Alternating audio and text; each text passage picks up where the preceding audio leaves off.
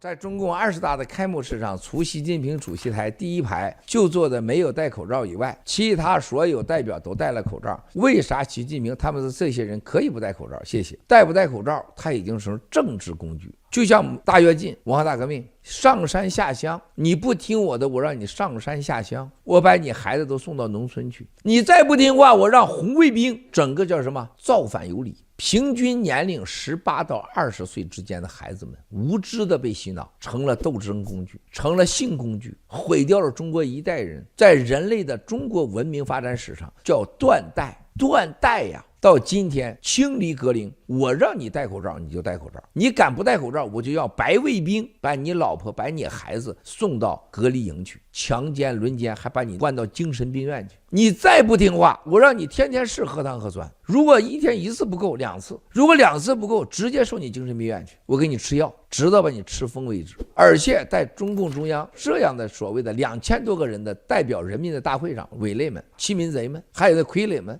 你看到这是他们都是下场，甭说你的下场了，我让你戴口罩你必须戴，你不戴你就是反党反国家。口罩就是你我之间最大的阶级，我就会决定让你戴什么，给畜生戴的龙头，我可以让你戴龙头。你是畜生，我是畜生的主人；你是驴，我是让你驴拉磨的戴上那个龙头的主人。毛泽东都没做到，习做到了唯我独尊。告诉你，我这里没有常委，没有政治局，只有国家安全委员会。安全委员会在哪坐着看到了吗？在人民大会堂第2台阶，那是记者席和工作人员席，但是在那个席上绝大多数都是持枪和国安委的秘书组，看到了吗？这就是我不戴口罩，我是皇上，毒不会上我的身的。而且你们为了皇上的安全，你得戴口罩，你得戴龙套。你们这帮驴给我好好拉磨，不拉磨我就给你试核糖核酸，再不拉磨我就把你直接送精神病院去。就是一句话，唯我独尊。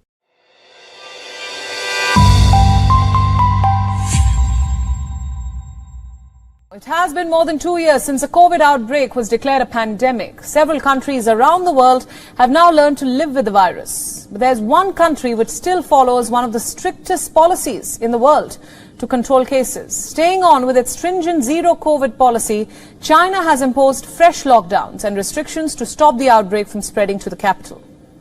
In Shanghai, the financial capital of China, tens of thousands of people were put under lockdown after multiple neighborhoods were suddenly closed off during the weekend.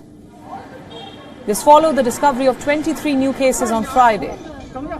According to a government briefing, more than 2,100 households in the financial hub were affected because of just one infection on Sunday. Meanwhile, the fences which were erected around buildings to restrict people from going out of their homes revive the lockdown memories among the citizens. When in spring, a 2-month lockdown was imposed, which saw widespread complaints over shortages of food, medical treatment by the 25 million people who lived in Shanghai. Moreover, across the country, the number of new daily cases has grown to about 1,800. According to authorities, as of today, Shanghai has 9 medium-risk lockdown neighborhoods across 6 districts. But there are likely many more lockdowns of individual buildings that have not been announced officially. On the other hand, despite the country facing economic hardships due to its strict zero-COVID policy, the surge in COVID cases comes days before a once every 5 years Communist Party Congress meeting, where Xi Jinping is widely expected to extend his decade-long leadership for another 5 years.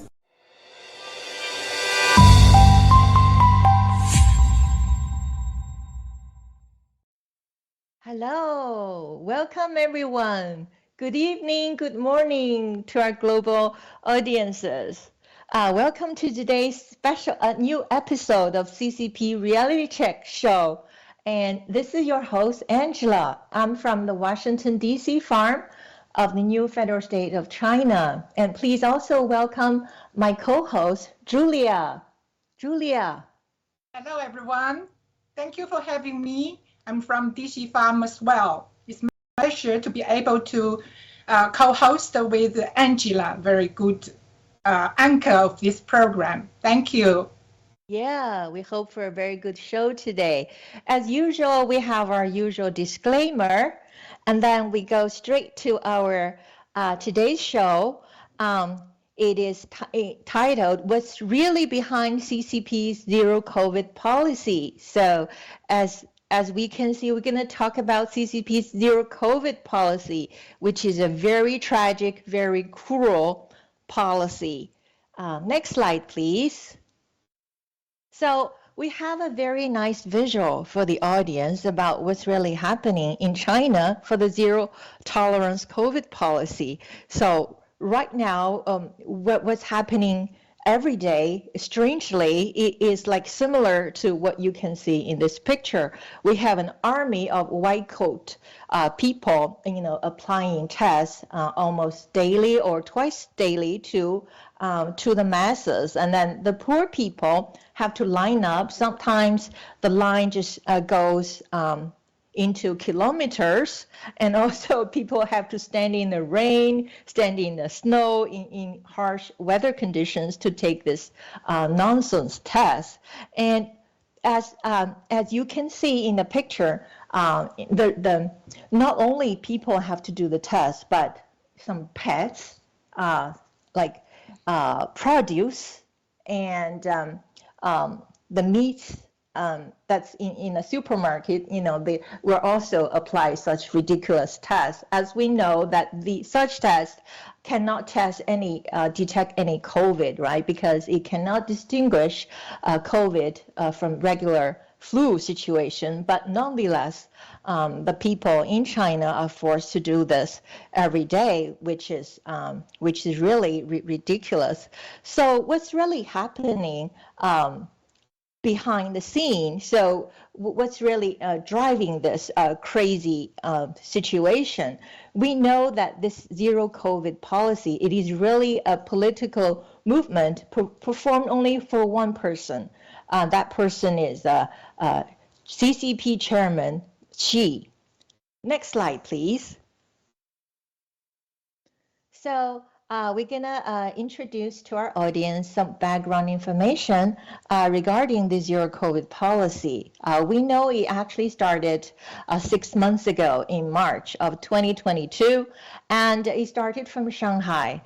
We know that the reason the first city was chosen to be Shanghai has a lot of, it's very politically driven, and that's probably where Chairman Xi's most important political enemy resided, which is the Jiang family, the former Chinese CCP chairman.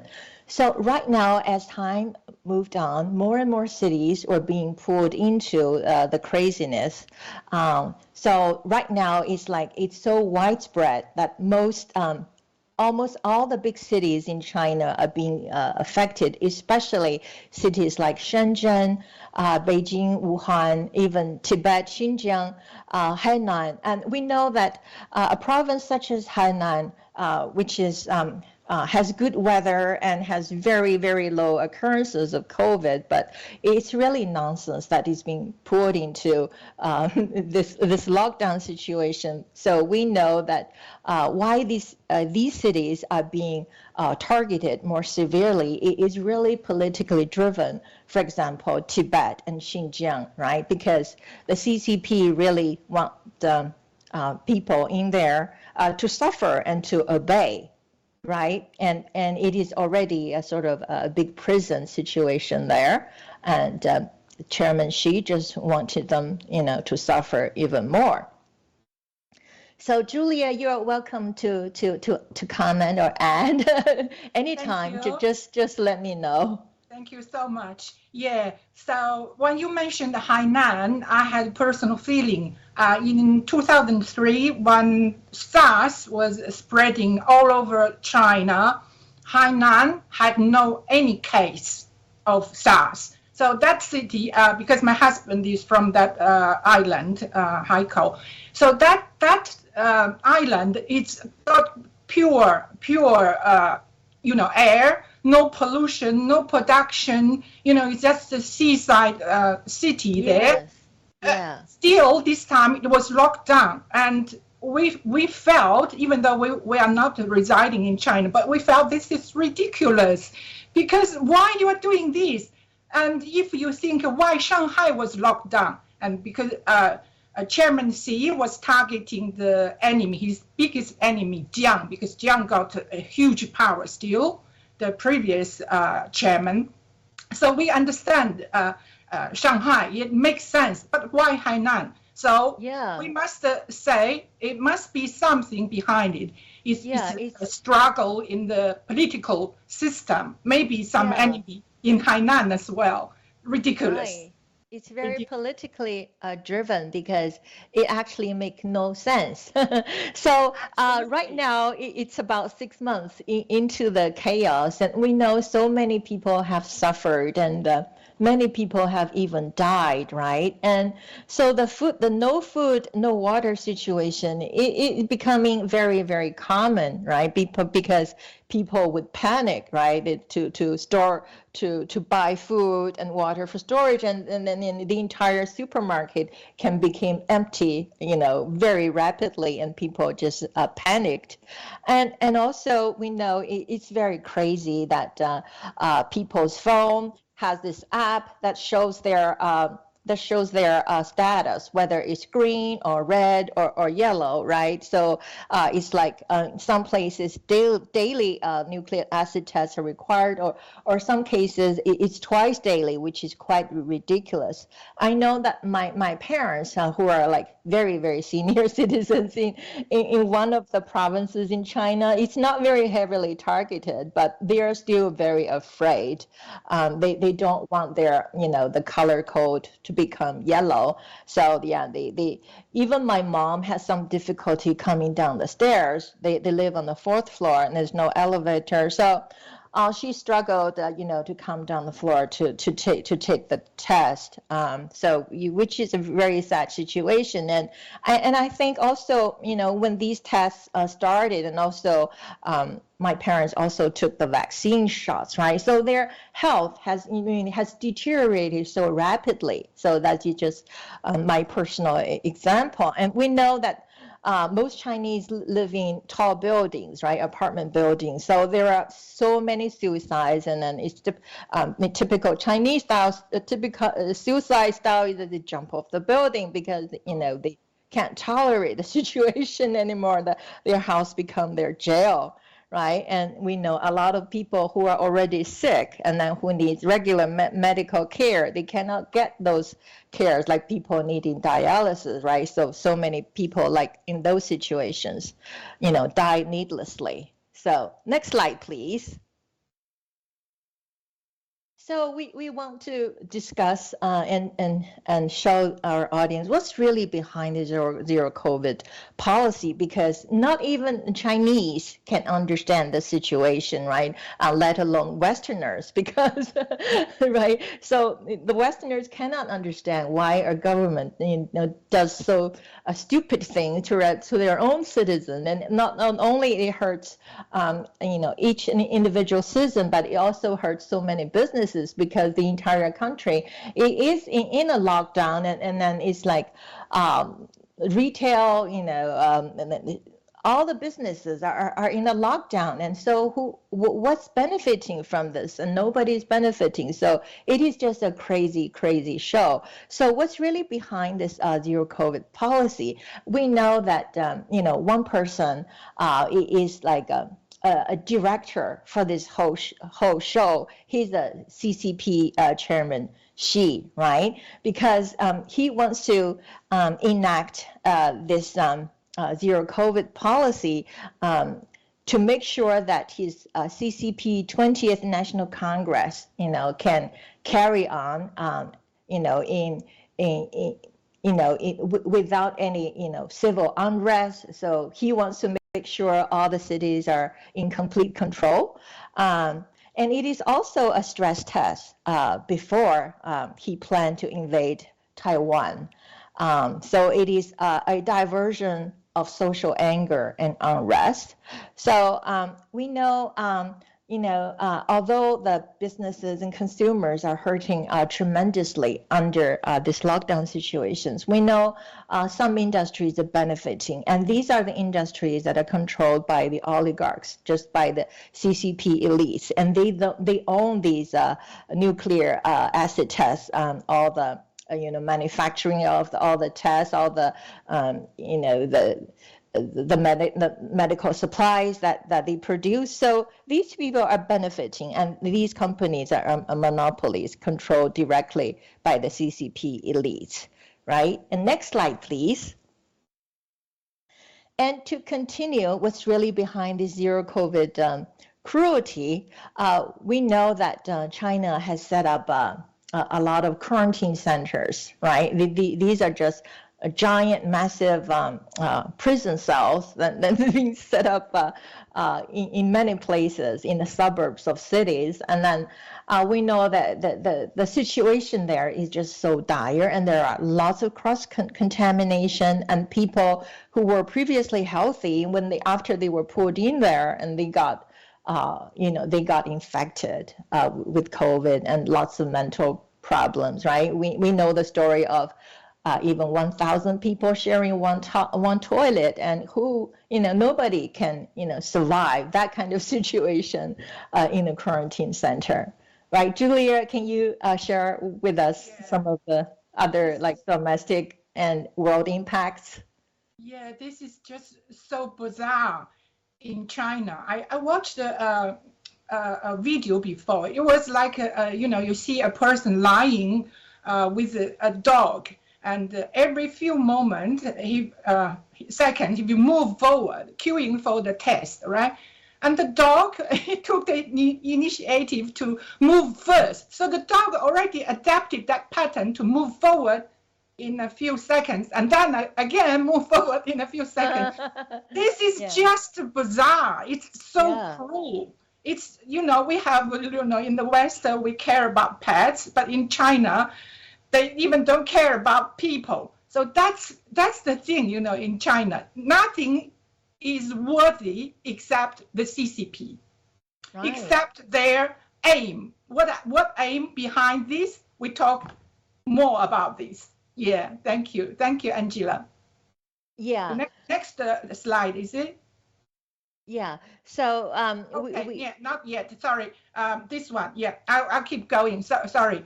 Yeah, for C, as Angela just said, we can't comprehend what he's doing. This kind of test started, I think, 2 years ago in Wuhan, and now still adapting and now become dynamic zero COVID policy. It's becoming more aggressive. Before the Congress, the 20th National Congress, people were trying to, to see what was in Xi's mind. And they thought maybe Xi wanted to clear the road, wanted to have zero tolerance for the starting of the National Congress. And it made sense, right? Yeah, he didn't want any COVID interruption. And yeah, that makes sense. But during this National Congress, this 20th National Congress, people didn't see any sign of this policy being loosened. And at least we can say in the next 5 years, because this term, this is his third term, it is 3 years for this third term. So at least in the next 5 years, there wouldn't be any change unless it's, more tightening. Why he's doing this? Why he is damaging the country and influencing the whole world? We dig into this. This is very, very important because we need to understand this. And everyone in the world needs to understand this because every single one of us is hugely impacted and will be massively impacted. So we got to stop him before it's too late. So for Xi, he cares only about his political career. He wanted to leave a political legacy behind. And what his legacy?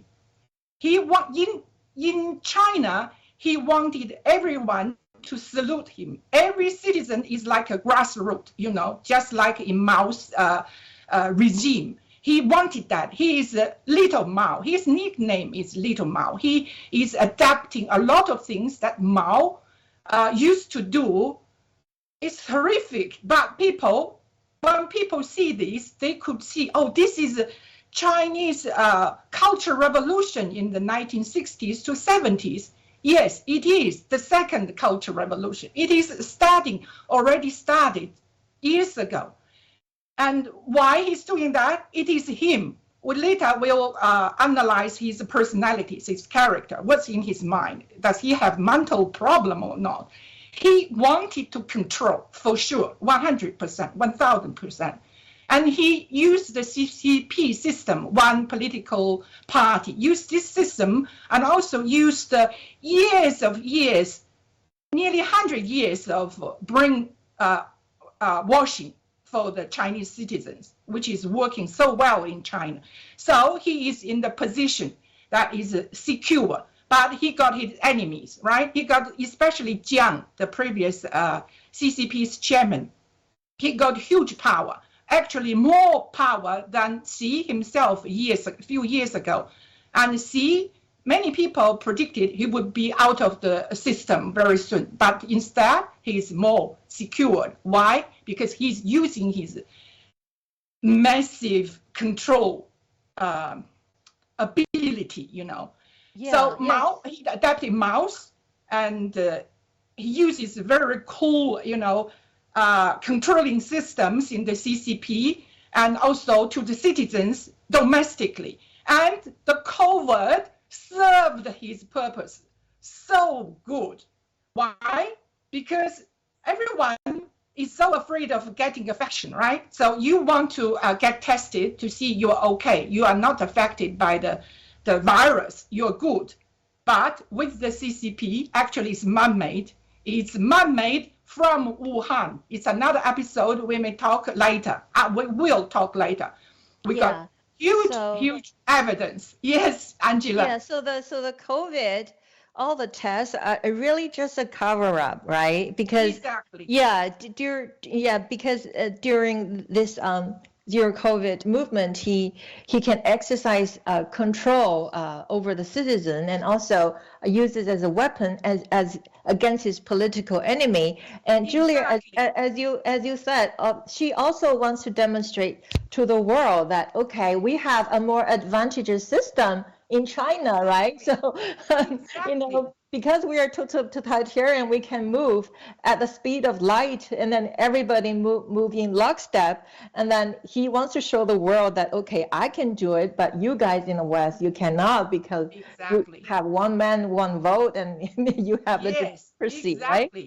Right. He said, look, you guys always attack our system. Look how good our system is. Our death rate is much lower than yours. Excuse me. But look at the damage he has caused to the whole country. Later we talk about the world. In China, so many people, Angela talked already about the unemployment rate, which is 40%. We trust it because we have, you know, family there, we have friends there. You know, from their stories, we can, you know, analyze it. It is true. And some works, actually, they say they are not unemployed, but they work only, excuse me. Yeah, we're on the next slide. For one day, they share that job with other few people for one position, and that is employed. That is how they are employed, but it's not a fully employed position for himself at all. So in China, we can only say it's over 40%, much more there. Yeah, I agree. It seems at least 40 or more, because as we can see, we're going to show the audience using some real world examples that a lot of young people, like fresh college graduates, and it doesn't matter how highly educated they are, it's hard for everyone to look for a decent job. And sometimes it's like even one job, there are thousands or 10,000s of applicants, and it is really cutthroat competition. Right. And so in terms of economic carnage, we know in China, currently there's we are witnessing a tsunami of bankruptcies for companies. Right. And these include the real estate companies like Evergrande and export businesses. And export business is China's sort of the the key pillar of the Chinese economy, right? And it is suffering massively, under the sanctions of the West, but also because of the COVID policies, and businesses are closing left and right, and especially also the retail businesses where the small people's make a living, right? So we also see a lot of financial chaos, right? In terms of, if you look at all the banks in China, most of them are state-owned, and some of them are not state-owned, the smaller banks, and we see it's almost 100% of these banks are in deep trouble, and they are riddled with bad loans, and then they are placing restrictions on the depositors, right? So each depositor can only withdraw a small amount of money every day, and sometimes I saw stories that people, like, their deposits, right, have been disappeared. It's just so many of these crazy things happening, and then we know currently there's a famous sort of stop mortgage movement in China that's only unique to China, because in the Western world, when people got their mortgage, they have already purchased a house, right? And they are able to live in a house, and then they start the mortgage from then on. And if the Western home buyers, if they buy a new building, and the building will take maybe a year or two to build, they only put down a small deposit, right? until the new home will be delivered, then they start the mortgage. But in China, a crazy thing, it's just so unfair, and so the regulation is not there to help home buyers. So when the home buyers, when they buy these new buildings, which may take a year or two to build, they put down 100% of the purchase money down at day zero. So most consumers, some they pay 100% cash, and most will have a mortgage from there on. So they put down their down payment, which is 20%, and the 80% will be the mortgage amount, right? So even if the houses are still under construction, they have to pay the mortgage from day one. So this is the crazy situation in China, and we know, like, under this worsening economic condition, a lot of construction companies are having financial problems, and also even they even have workers problem. There's a shortage of workers, so there are a lot of buildings who cannot complete. But for these buildings who may not ever deliver to the home buyers, so the home buyers are still liable to pay the mortgage. And what a crazy situation, and that is. So right now, we know this stop mortgage movement in China. So the consumers, finally trying to have some say in the situation, right? Because this is, it is worthy, for them to rebel against this, because it is totally unfair. They should not pay any of the mortgage, before the house is delivered to them. So we have so much sympathies for all the laobaixing in China, right, who are suffering. Yeah. Next slide, please. So so the economic, the domestic economic impact is pretty huge. But we can, Julia will share with us some of the worldwide impacts of this zero COVID policy. Thank you, Angela.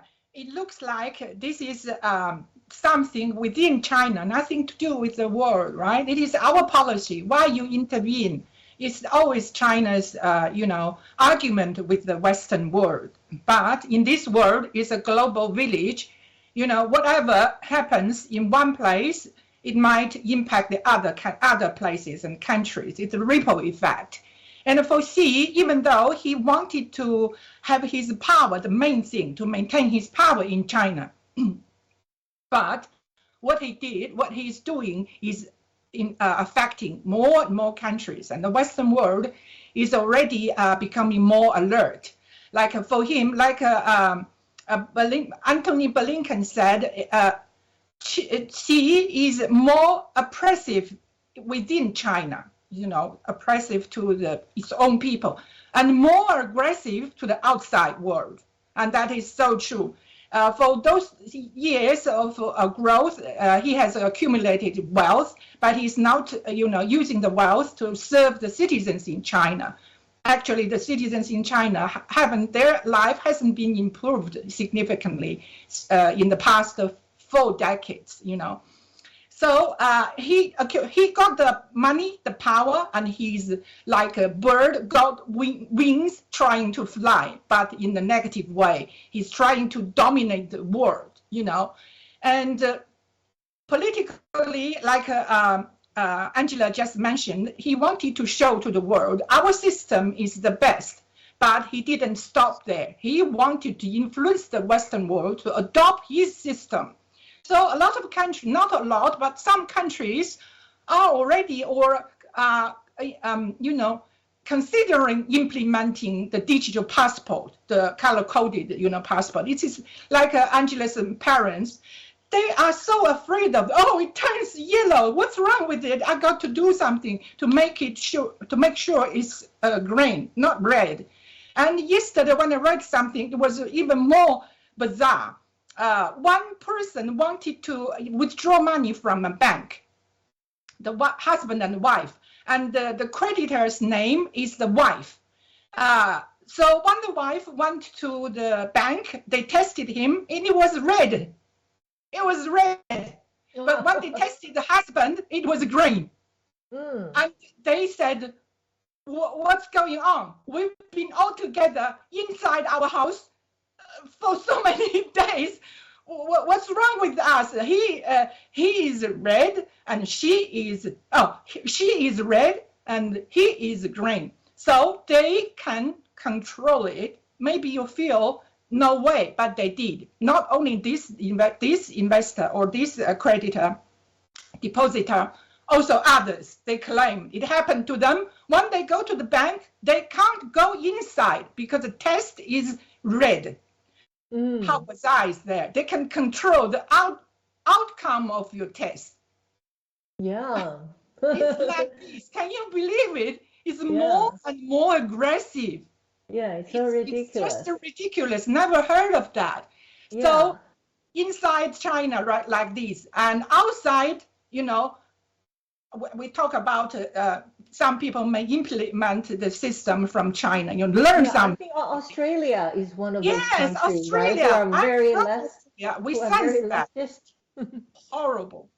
Yeah, it's very horrible. And also financially, there will be spillover effects of the bankruptcies of Chinese banks and companies, right? That's going to affect, for example, the U.S. pension funds, that they have a lot of money invested in these Chinese companies. So the damage will be global. Next slide, please. Yeah. Let me finish this part first, this financial one. For the financial part, why other countries will be affected? You said, China, you guys suffer, nothing to do with me, right? If I'm kind, I can donate some money for your country. But I don't care, it's nothing to do with me. No, it's affecting hugely to the world. It's like a tsunami, it's starting and non-stopping. It will reach you in a moment. Tsunami is like that, right? You see it is coming, and then next second, you are silent. Yeah, you're dead already. So the Western, let's say in China, first thing, which is very obvious and easy to understand, is the supply chain. Because Chinese lockdown system, zero COVID policy, many people are locked down, they can't work. The production line stopped, or only part of it is running. So also, let's say in the port, China is the largest exporter, #1 exporter in the world, second largest importer in the world. Both very important, right? So China is exporting the goods, the parts, let's say automobile, iPhone, those parts. You want the new phone, new iPhone, but no parts could be sent to America to be assembled. How you can get your iPhone very soon. It may be delayed in 6 months, 3 months. So this is something that affecting our daily life. More automobile, Tesla. You want to buy a new Tesla? Sorry, you have to wait for 6 months because we got no parts. We're waiting. It's in China, finished already, but not shipping to America or Australia.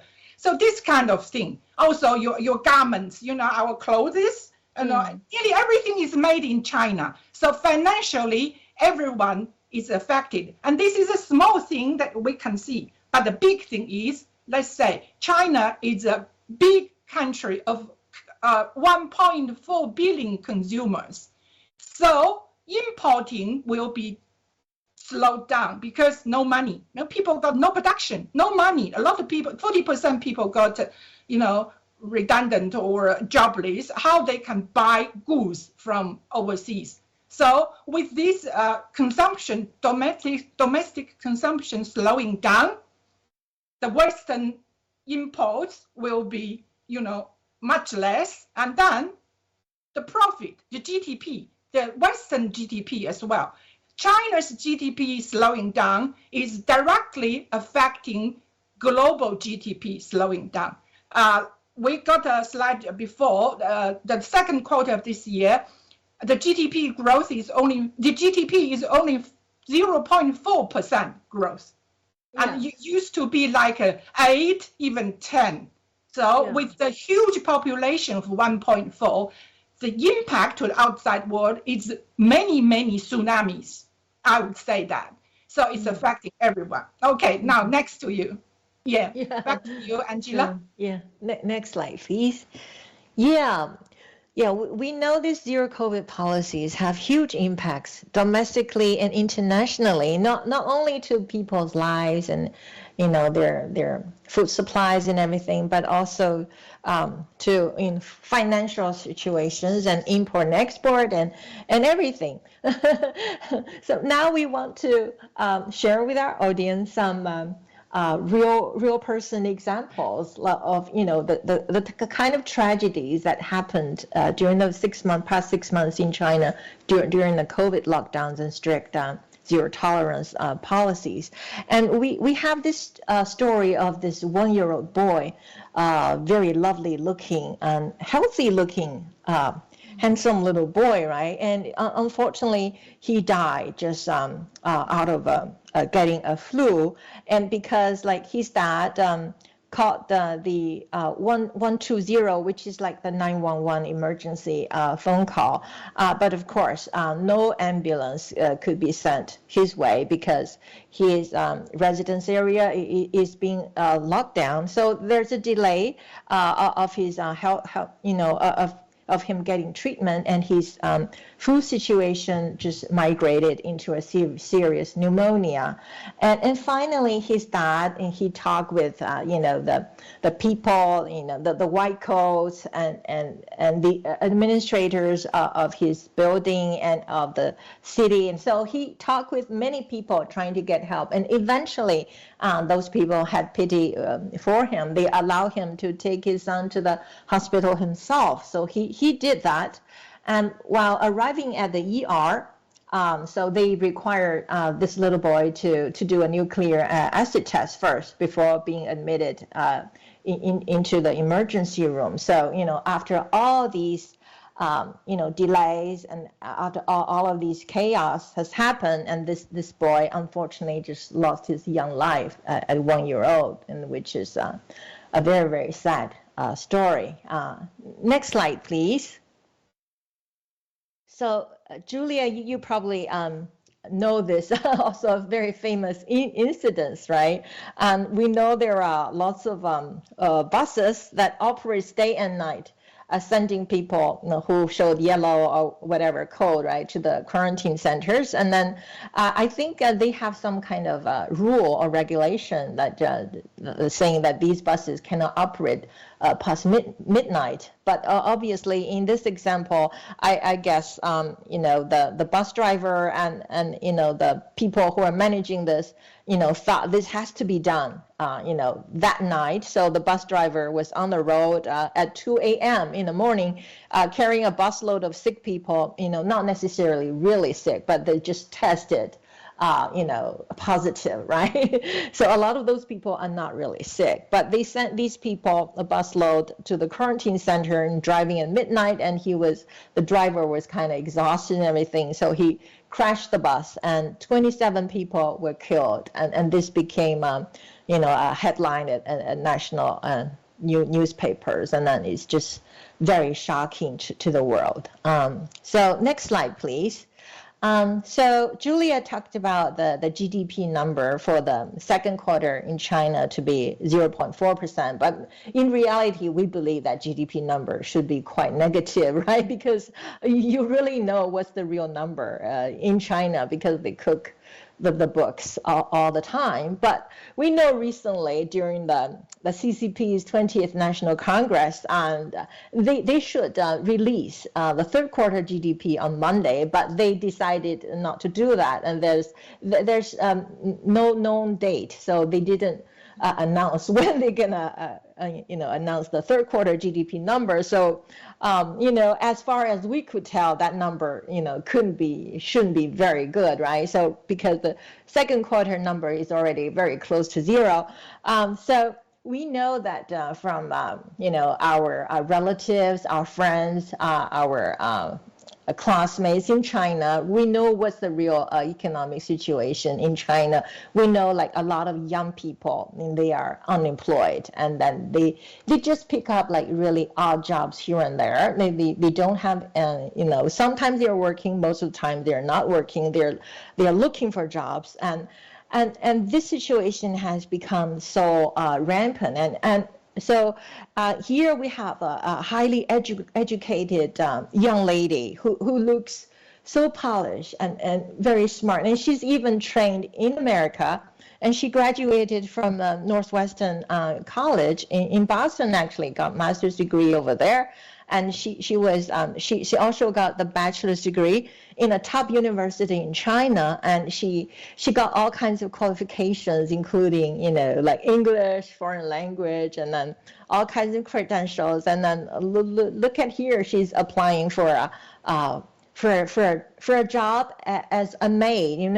We're not saying that this job is not worthy, or we're not demeaning this kind of job, but it just shows that the young people in China, even if they're highly educated, once they graduate from school, they're just gonna join the massive unemployment army, right? That's already there, and then so this situation has becoming more and more dire in China. So next slide, please. So we know that although the common citizens and the small businesses are really suffering in China right now during the lockdowns and during the zero tolerance COVID policy, but we know for some businesses are actually gaining and actually benefiting from this chaos. And what are these companies? And these companies are invariably owned by the CCP elites, right? These companies are really monopolistic companies, and they are conducting the nuclear acid test. They are manufacturing all the test equipments and all the robes that the medical, the white coats people wear. So these are the monopolistic companies and controlled by the CCP elites. And then these people are actually benefiting. So here we show the audience an example of a family of four going on vacation. So it's a young married couple, and they decided to take their in-laws, the two in-laws. So it's four people. They picked a very good place for the vacation because they have assessed that this place has very small COVID risk. So there will be a very small risk of being, locked down over there, but they miscalculated. So the 15 days of vacation eventually turned out to be 15 days in quarantine. So after they reached the destination, they were put into quarantine for 7 days. And then, for example, they show the bill of their daily hotel expenses and food expenses. The hotel is pretty expensive. For every day, it's more than US $100 is more than that every night, and also food is pretty expensive. So they have to spend a lot of money on gas, and then what is more, that on the way back to their own city, they have to also spend another 8 days in quarantine, because these cities, they went into lockdowns unexpectedly because it's dynamic, right? Because of the zero COVID policy, it's dynamic. You don't know when your city or your community will entering the lockdown. So it is so frustrating to be leading any kind of normal life in China. It's almost impossible. So next slide, please. Again, next slide, please. So again, we know some people are benefiting from this chaos. We know Chairman Xi is benefiting from this because he beats down his political opponents, right? And he can showcase his total control over the entire country and over all the army and everyone in China. We know that the people who built these quarantine centers, these massive quarantine centers, these people can potentially gain, right? Because we know how the CCP operates. Like whenever they do any kind of projects, they found someone that's, who can take on the contract, and they take a kickback, right, from the contract. So these people are actually benefiting from this nonsense. So yeah, so sadly that is what's going on in China. And next slide, please. So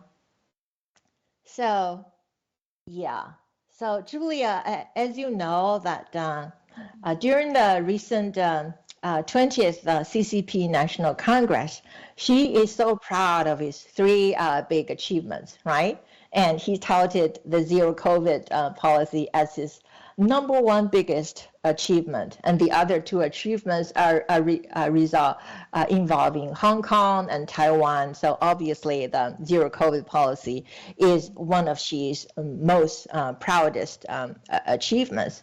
And we know that the zero COVID lockdown movement is actually a new cultural revolution, as Julia has mentioned before, because we know Xi worships Mao, Stalin, and Hitler, right, Julia? Yeah, definitely.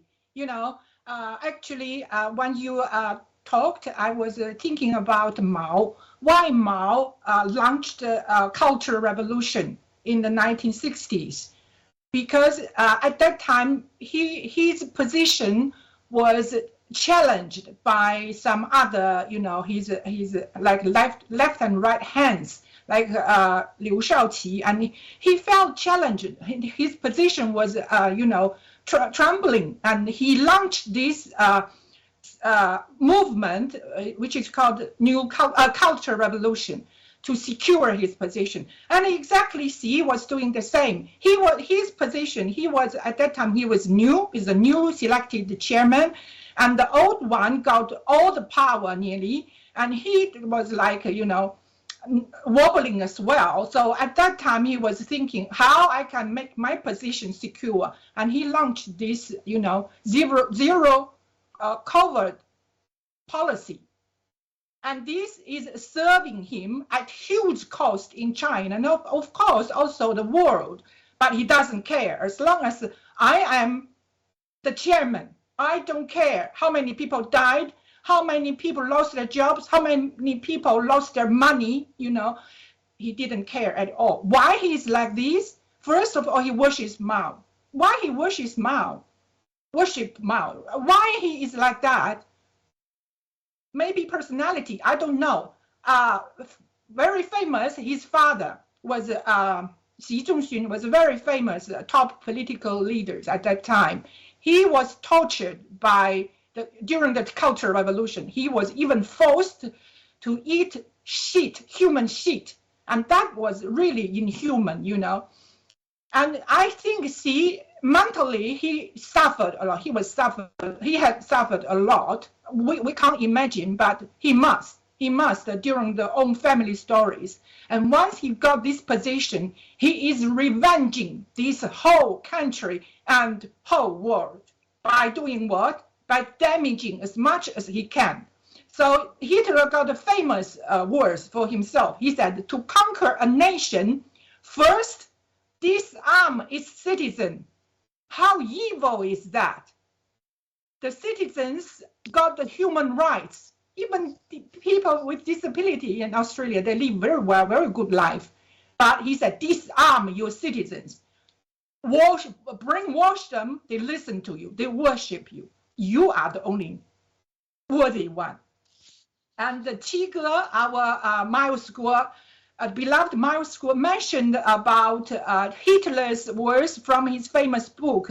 I don't know how to translate it in English. It's in German, but in Chinese it's called 我的奋斗. It says I follow my course. It's on the PowerPoint. You can do it. You can have a look. I follow my course with the precision and security of a sleepwalker. Hanan, take us for example. Can we do that? Can we? You daydream or night dream or sleepwalker, and you walk and said, "I got to be Chairman Angela." Can you do that? But he got that dream, and he is pursuing it with precision and security. They are psychic. They are psychopaths. Yeah, they're psychos. People. Yeah.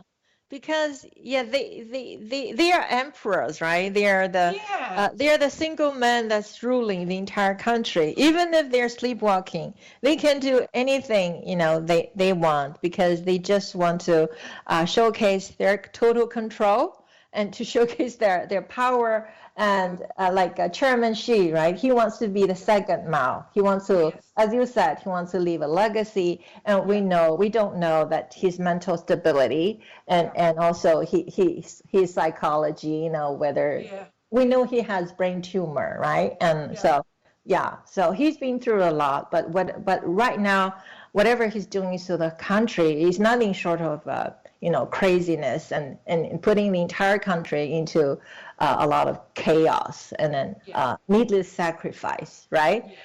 Just for one man's rule. And also during this entire movement, he can attack his political opponents to bring them down. So in summary, Julia, it is really a good discussion with you. Pleasure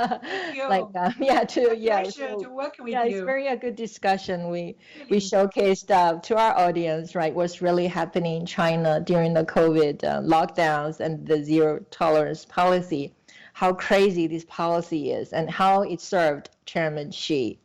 And although, the entire world, he sacrificed the entire country and the entire world, this is a very good, topic for us.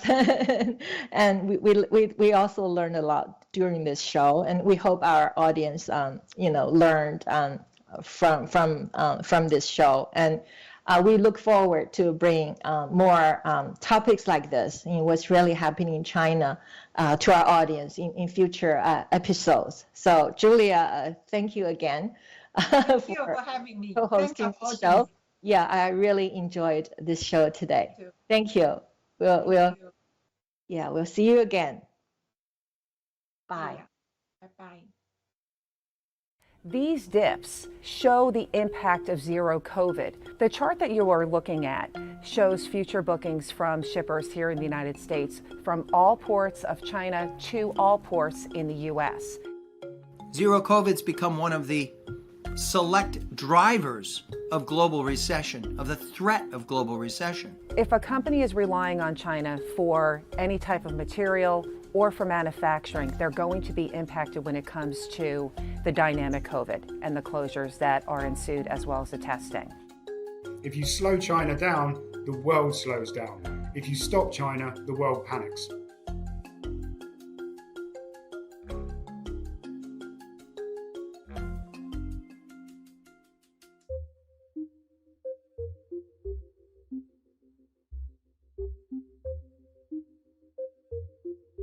So why is China so important in terms of global supply chains? Well, China is actually the world's largest exporting economy and the world's second largest importing economy. So a huge amount of trade comes in, and more importantly, out of China. And when you look at the world's top 20 ports, 8 of them are in China. So China is really the origin when it comes to the supply chain for numerous countries around the world. Technology, retail, automobiles. These are just some of the industries that rely on China. Maybe you've got an iPhone, maybe there's an electric vehicle or a Tesla on your drive, maybe it's the clothes in your wardrobe or the toys that your kids are playing with. There's a good chance that a majority of them have come from or through China. So trade is a series of pipes, and a lot of people have this conception that trade is just about the port. There are many different pipes that feed into the port that enable trade to flow. So when you look at China and the various pipes, if you will, the biggest concerns that you have are the availability of the container, so you can grab that container to get filled, but more importantly, is there a truck that's able to move that product either off the terminal or to the terminal so it can be loaded?